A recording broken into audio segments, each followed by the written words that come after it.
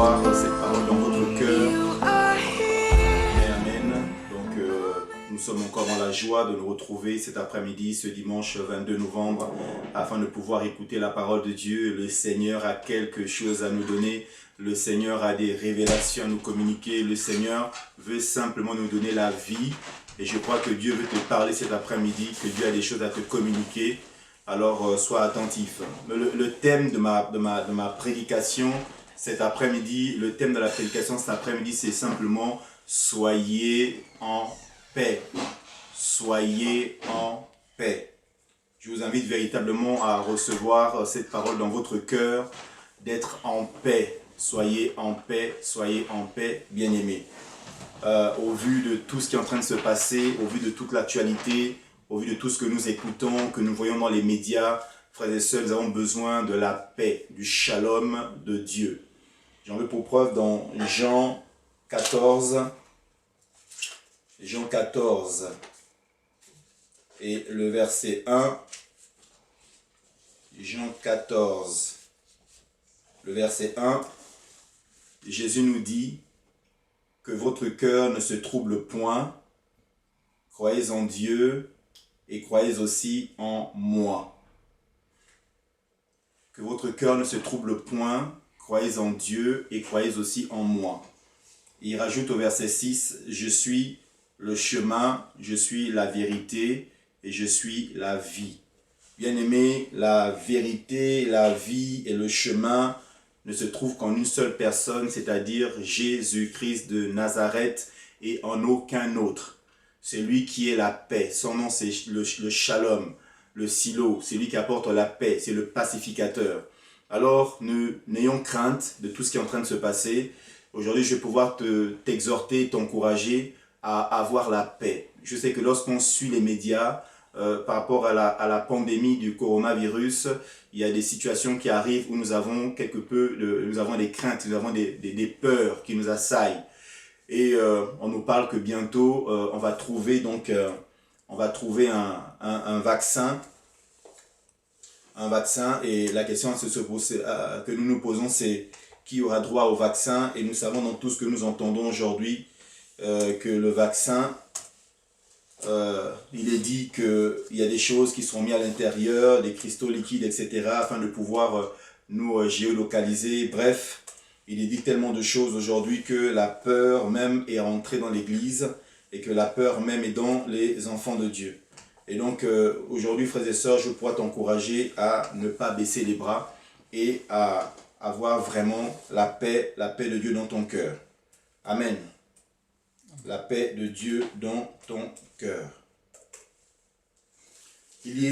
Quand vous lisez le livre de l'Apocalypse, on comprend, dans l'Apocalypse 12, on nous explique en fait qu'il y a eu une guerre qui s'est passée. Il y a eu une guerre qui s'est passée dans le ciel parce qu'un jour, celui qui s'appelait Lucifer, l'ange de lumière, l'astre brillant, celui qui avait une gloire sur sa vie, celui qui était chargé de pouvoir apporter la louange et l'adoration à Dieu, il lui a plu un jour, puisque Dieu donne le libre arbitre à toutes ses créatures. Nous avons tous le libre arbitre. Tel que tu as le libre arbitre d'adorer Dieu ou de ne pas adorer Dieu, d'aimer Dieu ou de ne pas aimer Dieu, de choisir la voie de Jésus ou de choisir une autre voie. Tu as le libre arbitre. Et donc voilà que cet astre brillant, Lucifer, a eu un jour la brillante idée de vouloir surpasser Dieu, de vouloir prendre le trône de Dieu, de prendre la place de Dieu. Et on nous dit dans Apocalypse chapitre 12, Apocalypse chapitre 12, donc c'est le premier livre de la Bible dans l'Ancien Testament. Non, c'est pas ça, c'est le dernier livre de la Bible dans le Nouveau Testament. Apocalypse donc chapitre 12, il nous est dit, un autre signe, au verset 3, un autre signe apparut dans le ciel, c'était un grand dragon, rouge feu, qui avait 7 têtes et 10 cornes. Et sur ces têtes, 7 diadèmes. Au verset 4, sa queue entraîna le tiers des étoiles du ciel et les jeta sur la terre. Le dragon se plaça devant la femme qui allait accoucher afin de dévorer son enfant dès qu'il serait né. Elle mit au monde un fils, un enfant mâle qui doit diriger toutes les nations avec un sceptre de fer. Et son enfant fut enlevé vers Dieu et vers son trône. Quant à la femme, elle s'enfuit dans le désert où Dieu lui avait préparé une place afin d'y être nourrie pendant 1260 jours. Verset 7. Il lut alors une bataille dans le ciel. Michel ou Michael et ses anges combattirent contre le dragon. Le dragon et ses anges combattirent aussi. Mais ils ne furent pas les plus forts. Je veux que tu retiennes ça. Le dragon et ses anges ne furent pas les plus forts face à l'archange Michel et les autres anges, les anges du Seigneur. Il n'y eut plus de place pour eux dans le ciel. Il fut jeté dehors, celui qu'on appelle le dragon, le serpent ancien, appelé le diable et Satan. Celui qui égare toute la terre, il fut jeté sur la terre et ses anges furent jetés avec lui. Le diable qui avait séduit un tiers des anges et qui a fait la guerre contre Dieu. Et vous voyez, Dieu est tellement puissant, tout puissant, Dieu est tellement fort que Dieu n'a même pas besoin lui-même de combattre contre Satan. Je veux que tu réalises ça, que Dieu lui-même, ton Père, est tout puissant et qu'il n'a même pas eu besoin lui-même de combattre contre Satan, mais il a envoyé, même pas Jésus-Christ, mais l'archange Michel et les anges pour combattre contre Satan, le diable, le serpent ancien et tous les démons qui l'ont suivi. Et ils ont été vaincus parce qu'ils n'étaient pas les plus forts. Frères et sœurs, si tu es réellement en Christ, tu es une nouvelle créature. Jean nous dit dans ses épîtres que celui qui est né de Dieu, le malin ne le touche pas. Si tu es réellement né de nouveau en Christ Jésus, tu marches selon ses voies, tu n'as rien à craindre parce que Dieu veille sur toi. Ces anges sont puissants en force et en action pour exécuter les ordres de l'Éternel, de protéger ta vie et de veiller sur toi. C'est pourquoi, je répète, sois en paix. Amen. Amen. Ils ont été précipités, ils ont été jetés sur la terre et ils n'ont plus le droit de citer dans le ciel, là où règne Dieu, ses anges et notre Seigneur Jésus-Christ de Nazareth. Vous savez, le serpent ancien a réussi à séduire sur la terre alors que Dieu avait créé Adam et Ève, donc l'émanation de, comment dire, de la cerise sur le gâteau, le couronnement de la création, c'était Adam et Ève que Dieu a créé, a mis sur la terre afin que Adam et Ève puissent administrer et gérer la terre. Dieu, chaque soir, descendait et avait un conseil secret, un conseil intime, un conseil avec Adam où il faisait un compte-rendu de sa gestion de la création.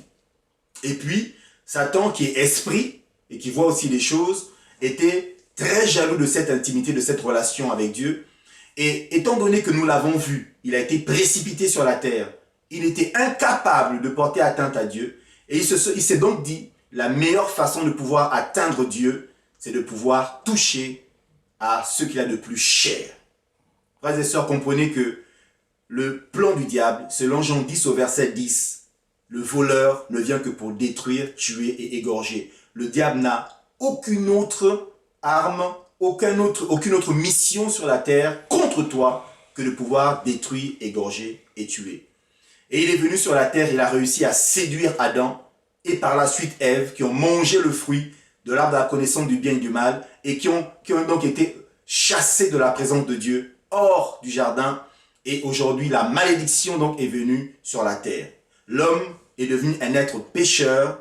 La nature divine qu'il avait sur lui, est partie. Et voilà qu'il était donc sorti du jardin. Et il y avait un archange donc devant le jardin afin d'empêcher l'homme de revenir dans ce jardin et avoir peut-être aussi la prétention de manger l'arbre de vie. Voilà que donc l'être humain, Adam et Ève, ont été chassés du jardin. Et le diable, Satan, le serpent ancien, a réussi à prendre le contrôle de la création. Et il le dit bien à Jésus dans Luc chapitre 4 que voilà, je te donnerai toutes ces richesses et tous ces royaumes parce qu'ils m'ont été donnés.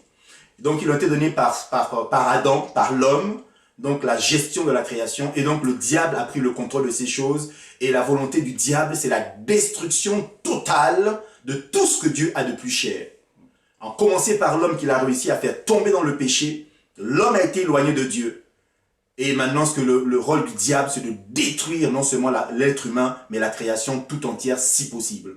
Et c'est pourquoi la Bible nous dit, c'est Paul qui en a la révélation dans Romains 8, que la création soupire, la création gémit après la révélation des fils de Dieu, parce que la création est sous la vanité et sous la domination du diable qui est en train de la torturer.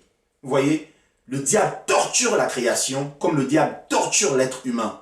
Vous voyez, et c'est pourquoi Dieu a envoyé Jésus-Christ sur la terre afin de pouvoir sauver l'humanité. Dans Jean 3, verset 16, la Bible dit que Dieu a tellement aimé les hommes.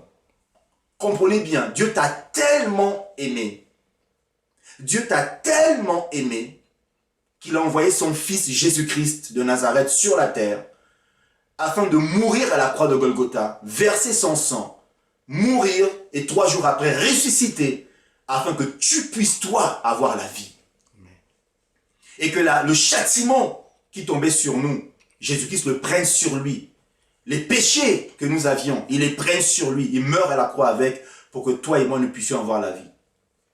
Beaucoup de personnes en fait pensent que c'est une légende. Beaucoup de personnes ont l'impression que la mort et la résurrection de Jésus n'est qu'une légende, n'est qu'un épisode de l'histoire de l'humanité, avant et après Jésus-Christ.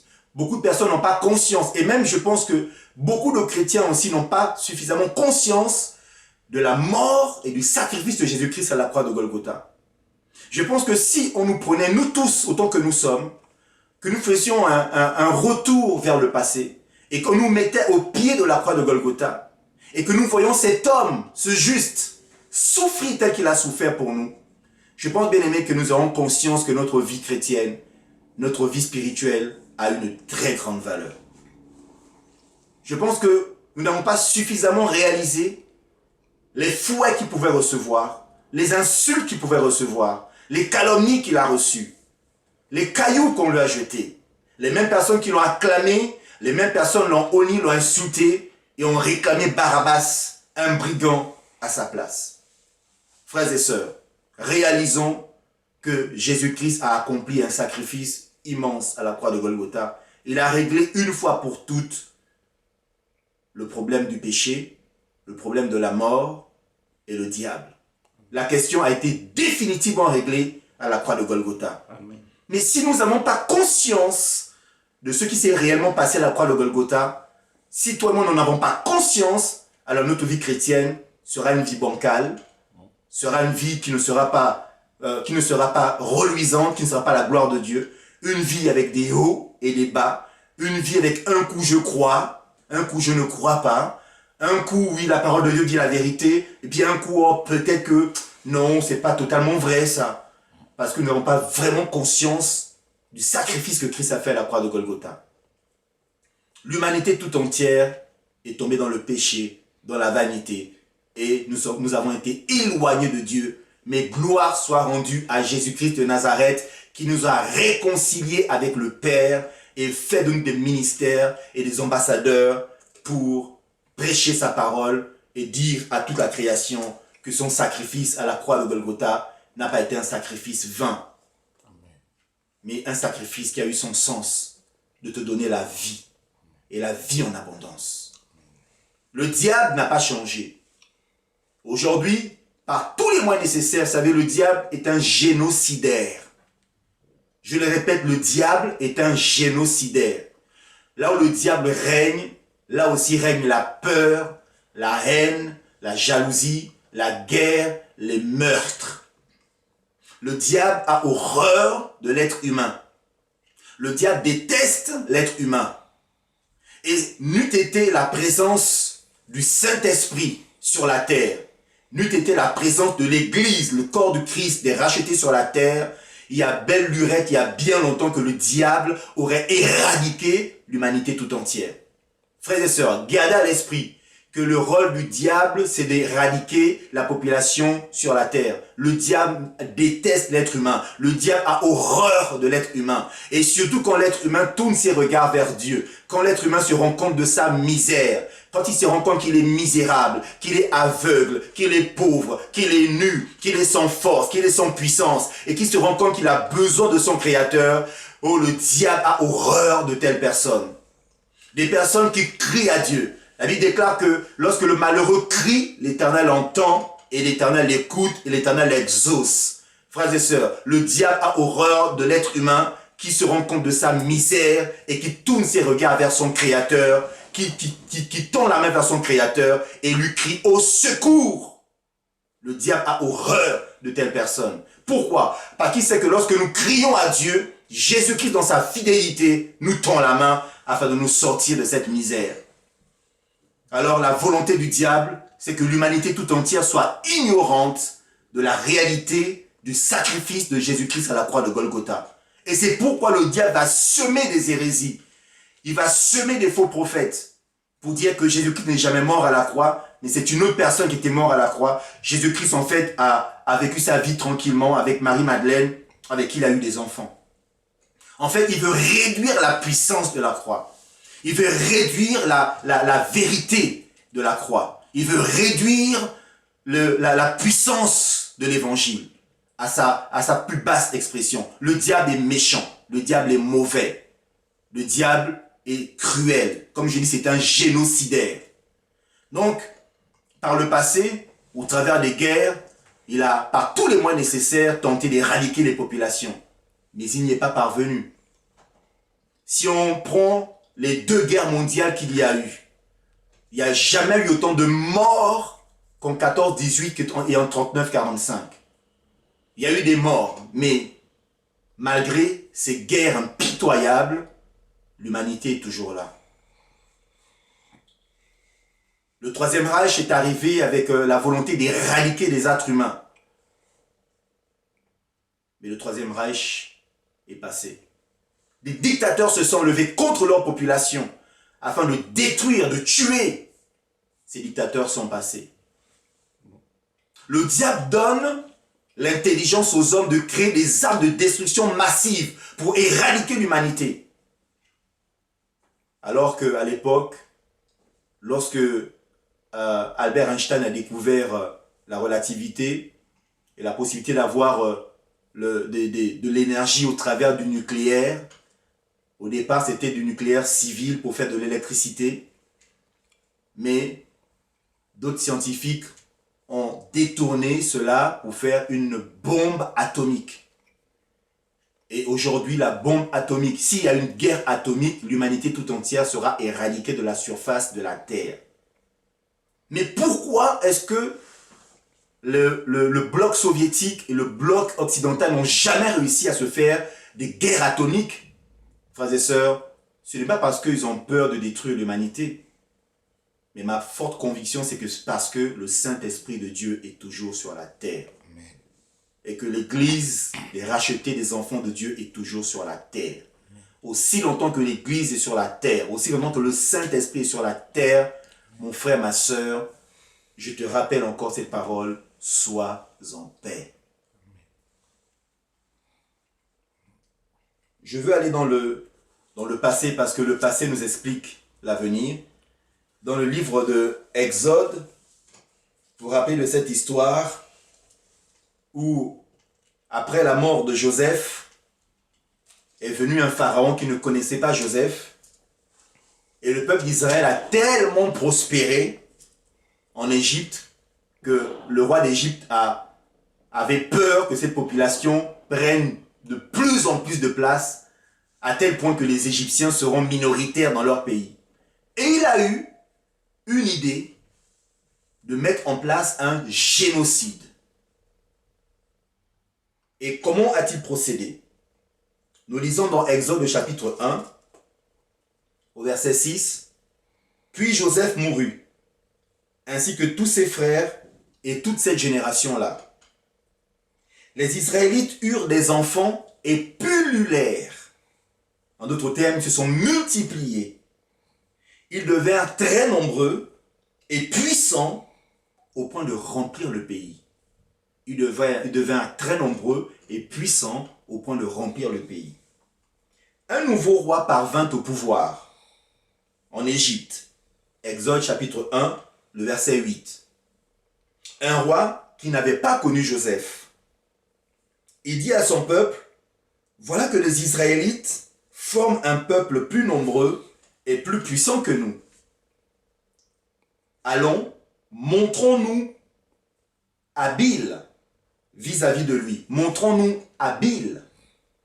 Le diable est habile dans le mal.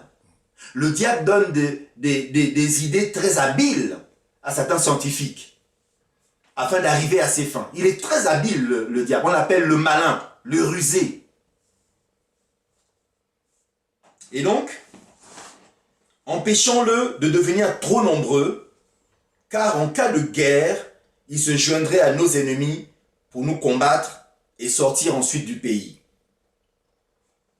On établit donc sur lui des chefs de corvée afin de l'accabler de travaux pénibles. C'est ainsi qu'on construisit les villes de Pithom, de Ramsès, destinées à servir d'entrepôt au pharaon. Mais plus on accablait les Israélites, plus ils devenaient nombreux et envahissaient au point que l'on éprouva de la haine pour eux. Ici, il y a un principe.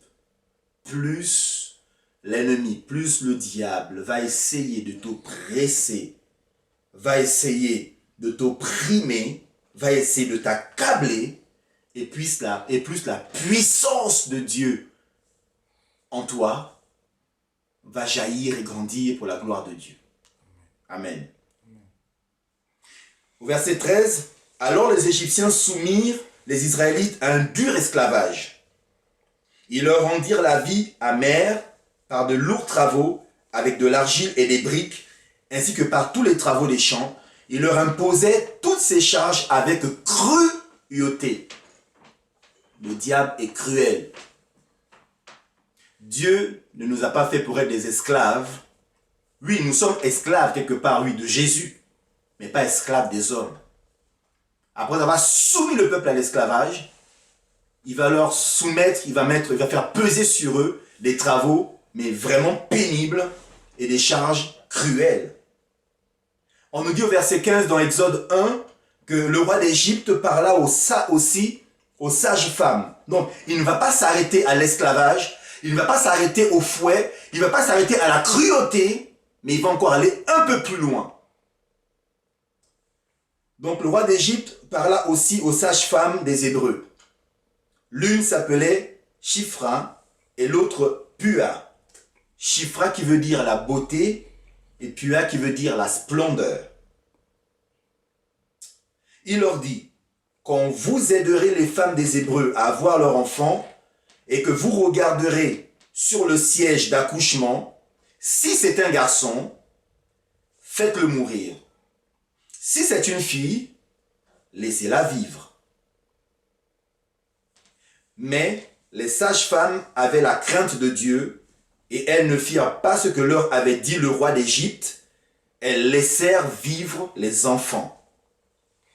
Le roi d'Égypte convoqua les sages-femmes et leur dit, « Pourquoi avez-vous agi ainsi et avez-vous laissé vivre les enfants ?» Les sages-femmes répondirent au Pharaon, « C'est que les femmes des Hébreux ne sont pas comme les Égyptiennes. Elles sont vigoureuses et accouchent avant l'arrivée des sages-femmes. » Dieu fit du bien aux sages-femmes et le peuple devint nombreux et très puissant. Parce que les sages-femmes avaient eu la crainte de Dieu, Dieu fit prospérer les familles des sages-femmes. Alors le Pharaon ordonna à tout son peuple, « Vous jeterez dans le fleuve tout garçon qui naîtra et vous laisserez vivre toutes les filles. » Vous voyez que le diable n'a pas changé. En éradiquant tous les garçons, tous les mâles, le but était d'empêcher la multiplication du peuple israélite, du peuple hébreu en Égypte. Parce que point de mâle, point de fécondation, point de multiplication. Et vous comprenez d'ailleurs pourquoi est-ce qu'aujourd'hui, le diable a réussi à pousser l'être humain dans des perversions, à pousser les hommes à s'enflammer pour d'autres hommes. Pourquoi? Parce qu'au travers de l'homosexualité, le diable sait qu'il va empêcher la prolifération des êtres humains sur la terre. Donc le diable n'a pas changé. C'est toujours les mêmes méthodes, les mêmes tactiques. Le seul objectif, la destruction et l'éradication de l'être humain sur la terre. Vous voyez, le génocide qu'il avait programmé contre le peuple d'Israël son génocide n'a pas marché. Et il a utilisé le corps médical. Il a utilisé le corps médical pour le faire. Les sages-femmes font partie du corps médical. Et aujourd'hui, donc, nous avons peur qu'au travers du corps médical, au travers de la science, le diable puisse utiliser des moyens afin d'éradiquer la population humaine. Frères et sœurs, faut-il avoir peur? Ma question, c'est la suivante. Et mon thème, c'est « Soyez en paix ». Vous avez vu que lorsque le diable, Pharaon, a utilisé le corps médical afin d'éradiquer les garçons israélites, ça n'a pas marché. Parce qu'au sein du corps médical, il y avait des femmes poussées par l'esprit, même si elles ne faisaient pas partie du peuple d'Israël, ne se sont pas laissées avoir ou n'ont pas respecté les commandements de Pharaon. Frères et sœurs, je veux bien croire aujourd'hui que au milieu du corps médical, au milieu des scientifiques, au milieu des chercheurs, le Saint-Esprit est capable de susciter des femmes comme Pua et Sifra. Il est capable de le faire.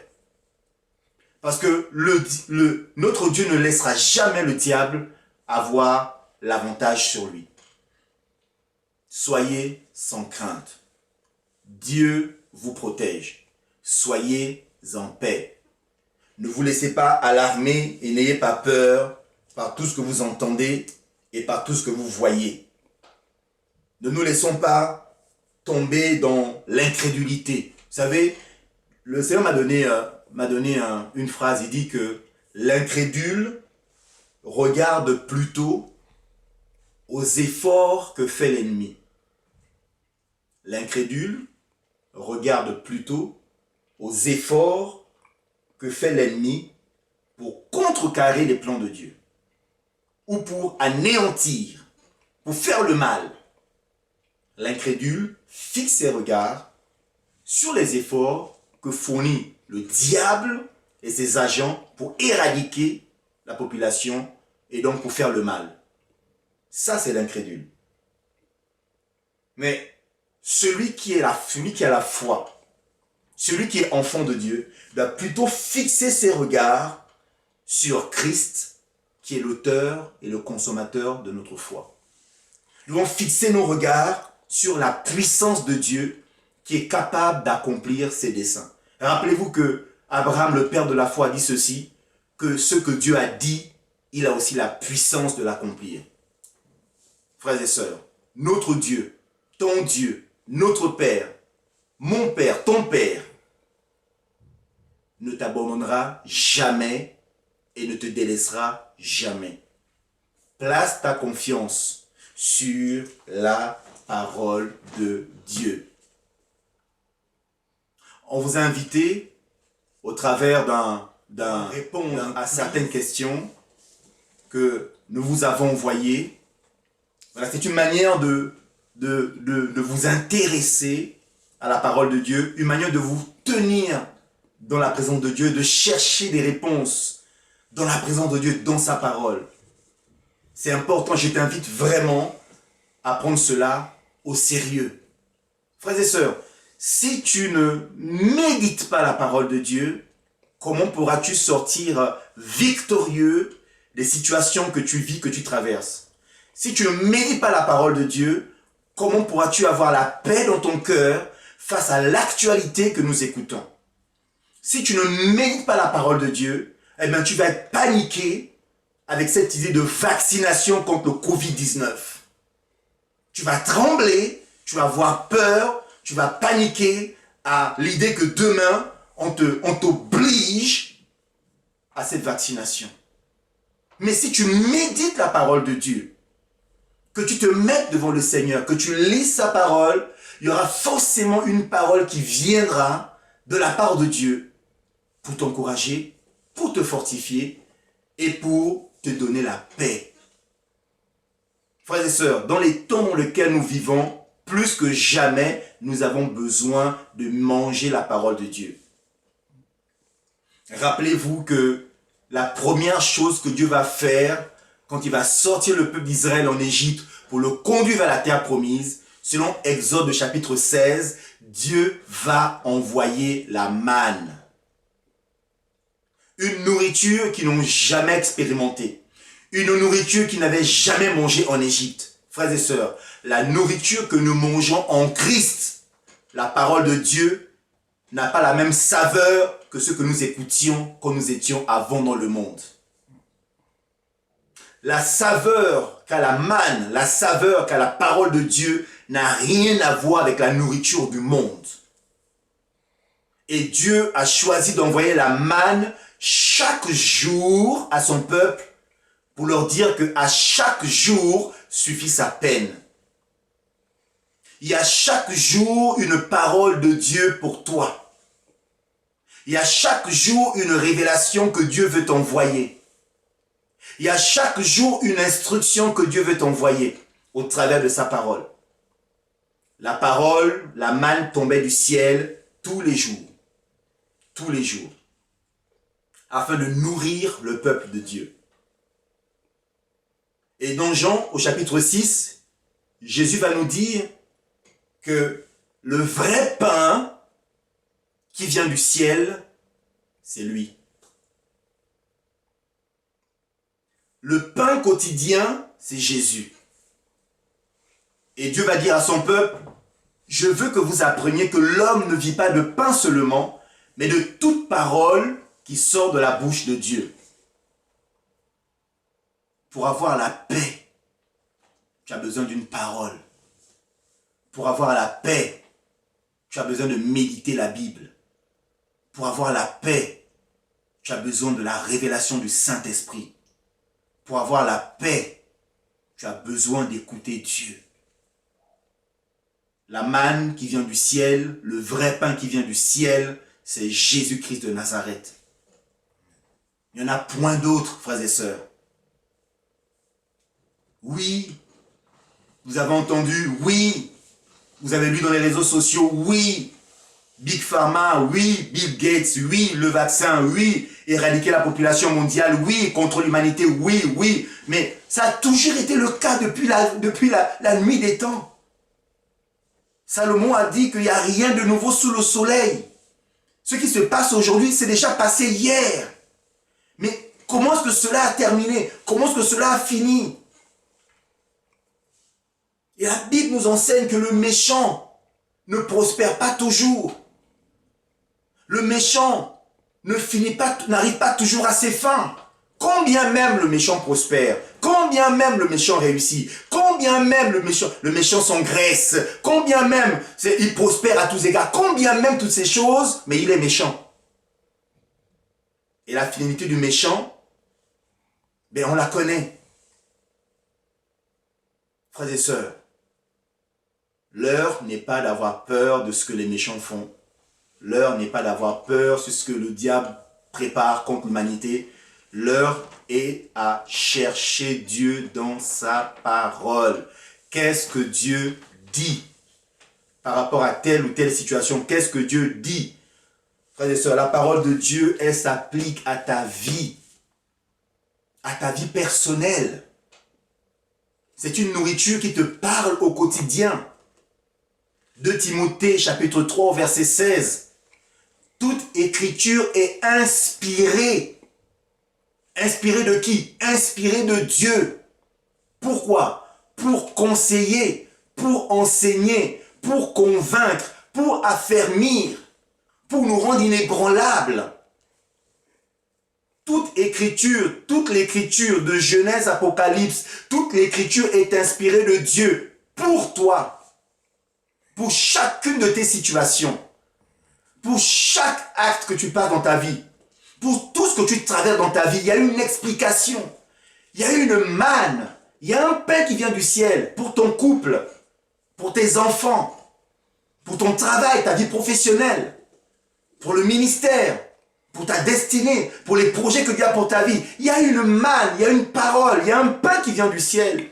Et ce pain vient au quotidien. Vous imaginez? Au quotidien, la manne tombe, mais ma responsabilité, c'est de récupérer la manne.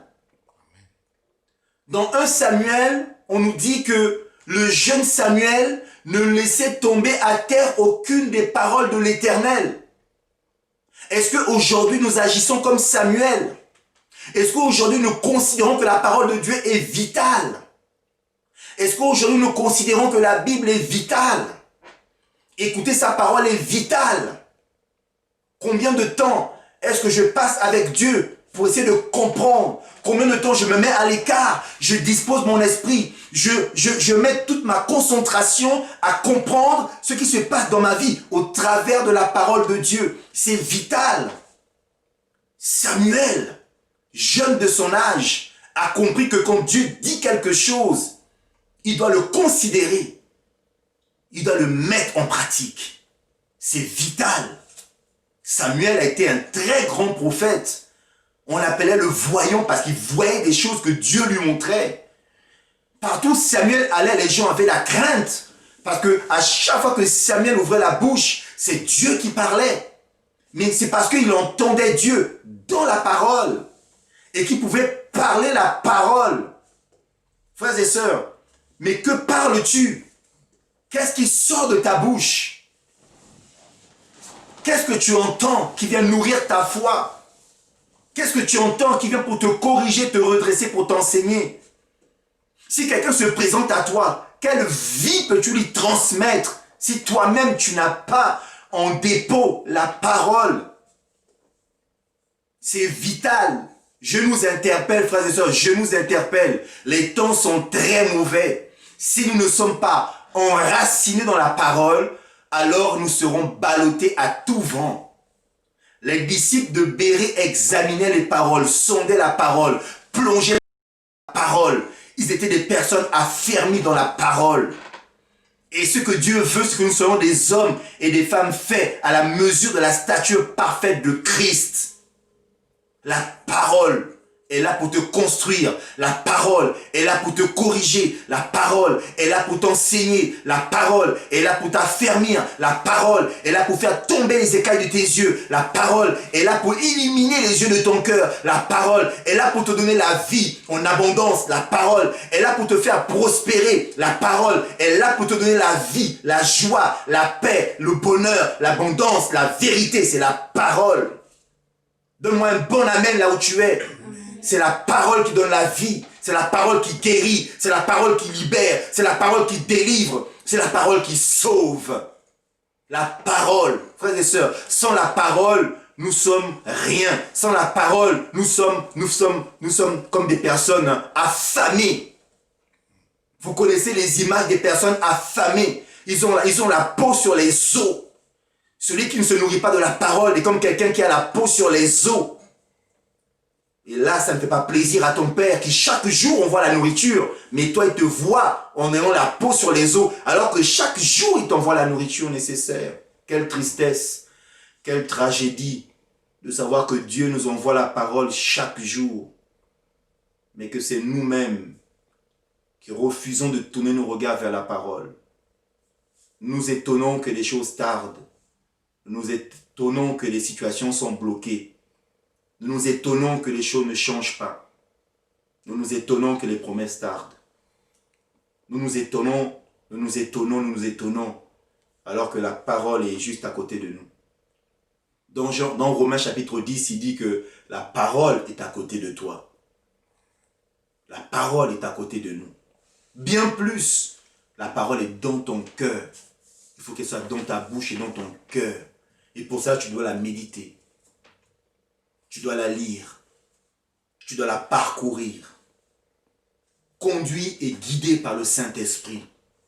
Parce que le Saint-Esprit de Genèse, Apocalypse est l'auteur de la Bible.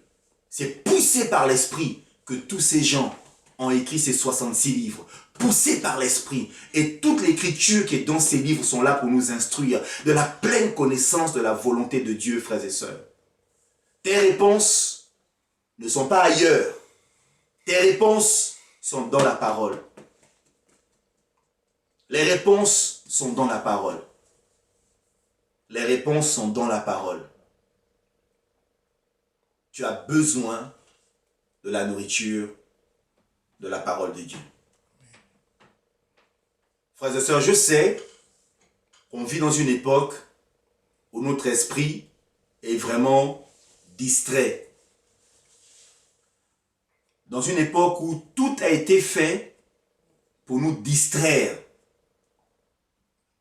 pour nous empêcher de nous concentrer sur la parole de Dieu. Vous allez remarquer que lorsque vous avez un petit temps calme, le diable te dira, prends ton téléphone, va dans les réseaux sociaux. Parce qu'il sait très bien que si tu vas te concentrer sur la parole, il va échouer sur ce qu'il veut faire contre toi. Le peu de temps que tu as dans les 24 heures, essaie de te discipliner. Je sais que ce n'est pas évident, je sais que ce n'est pas facile, je sais. Il y a le travail, il y a les enfants, il y a les devoirs, il y a l'école, il y a les transports en commun, on se déplace, on part, on vient. Je sais qu'il y a une foule de préoccupations, je le sais. Mais bien plus, Dieu le sait. Il sait que si quelque chose est important pour nous, nous ferons tout pour répondre présent à ce rendez-vous. C'est la vérité. Si demain, tu es à la recherche d'un emploi et que tu reçois un coup de fil, on vous dit « Monsieur ou Madame un tel, rendez-vous telle date à telle heure pour venir signer le contrat », je pense que même la veille, tu ne vas pas dormir. Tu vas tout faire pour mettre ton réveil, pour te réveiller et même partir en avance parce que tu vas signer un contrat. Lorsque tu as un devoir à l'école, tu fais tout pour te réveiller et pour ne pas manquer ce devoir, pour arriver à l'heure. Parce que tu veux remplir ta copie et rendre ton devoir. Eh bien, au quotidien, le Seigneur nous demande juste de prendre un temps et de méditer sa parole. C'est en la méditant, frères et sœurs, que vous augmentez votre foi. C'est en la méditant que vous recevez la vie. C'est en la méditant que vous recevez la paix du cœur. C'est en méditant la parole de Dieu. Alors, essaie de te discipliner pour trouver un moment dans les 24 heures pour dire je vais méditer la parole de Dieu. Dieu a quelque chose à me dire aujourd'hui. Il y a une parole pour moi aujourd'hui. Ne prenez pas la parole de Dieu, frères et sœurs, comme un fardeau. Ça, c'est un mensonge du diable. Ça, c'est la chair. La chair veut nous faire croire que lire la Bible est un fardeau. Tout comme la chair veut nous faire croire que prier est un fardeau. Non. Prier n'est pas un fardeau. Tu n'as pas besoin de te mettre à prier en langue pendant des heures pour dire que tu pries. Tu as simplement besoin de trouver un moment où tu parles à Dieu, avec ton cœur. Comme tu parles à un ami, comme tu parles à ton conjoint, comme tu parles à tes enfants, comme tu parles à quelqu'un qui t'est cher. Tu ouvres simplement ton cœur et tu dialogues avec Dieu. Et tu parles avec Dieu. Tu lui fais part de ta situation. Tu lui fais part de ton problème. Et même, tu peux lui faire part de tes joies. De ta joie d'être enfant de Dieu. De ta joie de l'avoir pour père. De fois, frères et sœurs, on peut même s'extasier devant la création. Waouh, Seigneur, quand je vois le soleil, c'est magnifique, comme le faisait le roi David. Quand je contemple les cieux, l'ouvrage de tes mains, le ciel, les étoiles, la lune, le soleil que tu as créé, les animaux. Seigneur, que ton nom est magnifique sur toute la terre. Qui est l'homme pour que tu te souviennes de lui? Le fils de l'homme que tu... Vraiment, mais tu l'as couronné de gloire et de magnificence. Et tu lui as donné la domination sur l'ouvrage de tes mains. Ô Éternel, que ton nom est magnifique. La prière, c'est des actions de grâce. La prière, c'est de la reconnaissance. La prière, c'est dire merci. Merci, Seigneur, pour cette journée que j'ai passée avec toi. J'ai pas eu assez de temps avec toi, Seigneur, mais donne-moi la grâce que demain, on puisse passer plus de temps ensemble. Fais-moi la grâce de pouvoir lire ta parole avec frugalité, comme quand on prend un petit déjeuner ou lorsqu'on mange un repas succulent. Seigneur, fais-moi cette grâce-là de pouvoir avoir du temps avec toi. Fais-moi cette grâce-là de pouvoir passer un petit moment avec toi, comme deux amoureux. Vous voyez, quand vous lisez l'Ancien Testament, c'est les prophètes comparent toujours la relation de l'Éternel avec Israël comme des amoureux. C'est pourquoi l'Éternel est toujours déçu et mécontent de voir que sa fiancée va vers d'autres hommes. alors qu'il est là et qu'il l'attend.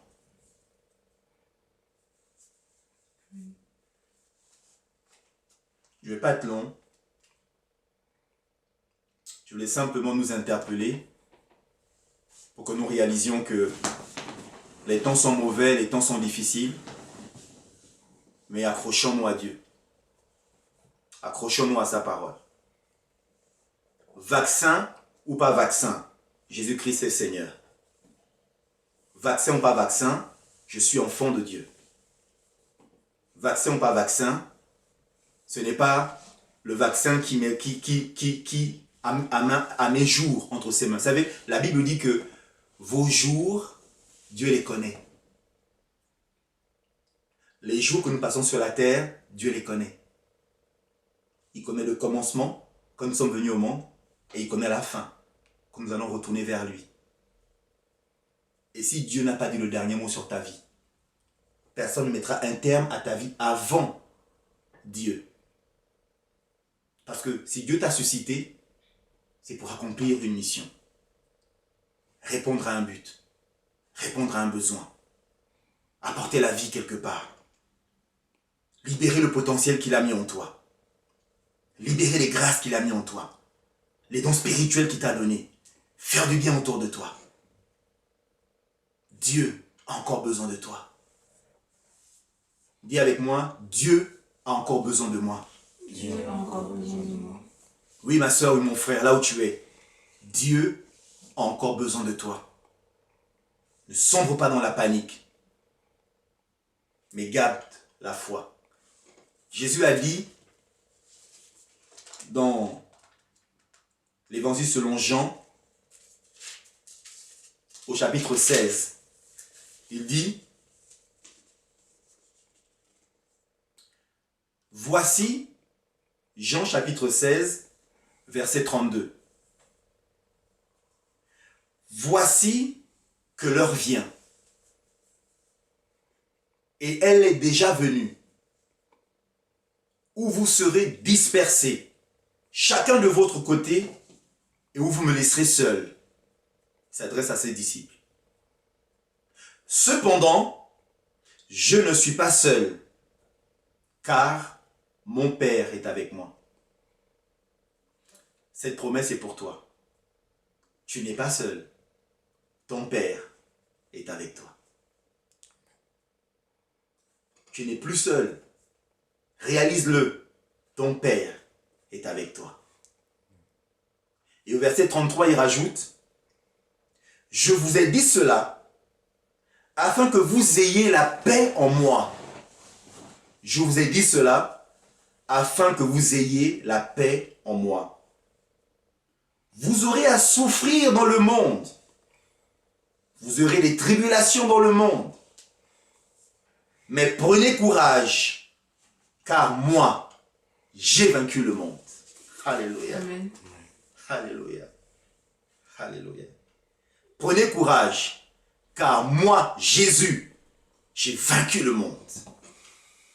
Si le monde, au travers du diable, a décidé de se liguer contre l'Église, Jésus dit que les portes du séjour des morts ne prévaudront pas contre l'Église. Parce que Jésus a déjà vaincu le monde. De quoi as-tu peur, ma sœur? De quoi as-tu peur, mon frère? Car la parole de Dieu le dit, le Père est avec toi. Si Dieu est pour toi, qui sera contre toi? Si le Père est avec toi, que peuvent te faire les hommes? Dans Jean 10, Jésus dit, dans Jean 10, Jean chapitre 10, au verset 27, 28 et 29, il dit, c'est Jésus qui parle, « Mes brebis écoutent ma voix, je connais mes brebis et mes brebis me suivent. » Si tu es une brebis de Jésus, eh bien, suis-le, écoute-le, écoute sa parole. Mes brebis écoutent ma voix, Je les connais et elles me suivent. Jésus te connaît. Je leur donne la vie éternelle.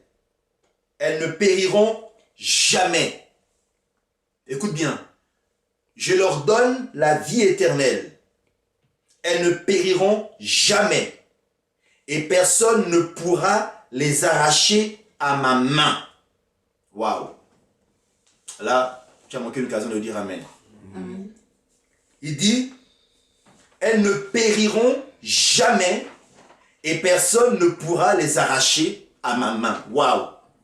Tu ne périras jamais et nul ne pourra t'arracher de la main de Jésus.